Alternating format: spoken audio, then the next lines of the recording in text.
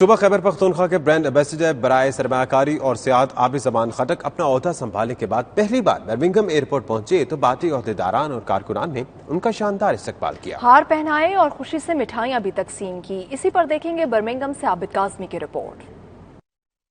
P T I mid lands کے سابق صدر عابد زمان خٹک کو خیبر پختونخوا کا برانڈ ایمبیسڈر برائے سرمایہ کاری و سیاحت بنا دیا گیا، جس کا مقصد موجودہ حکومت کو بیرون ممالک پاکستان کی ساخت بہتر بنانے کے لیے اوورسیز پاکستانیوں کی خدمات حاصل کرنا ہے۔ گزشتہ روز عابد زمان برمنگھم ایئرپورٹ پہنچے تو پارٹی ورکرز اور عہدیداران نے ان کا پرجوش استقبال کیا۔ اس موقع پر میڈیا سے گفتگو کرتے ہوئے عابد زمان خٹک نے کہا کہ ضرورت اس امر کی ہے کہ برطانیہ و یورپ میں مختلف روڈ شوز کے ذریعے پاکستان میں سیاحت اور سرمایہ کاری کے فروغ کے لیے اقدامات کیے جائیں۔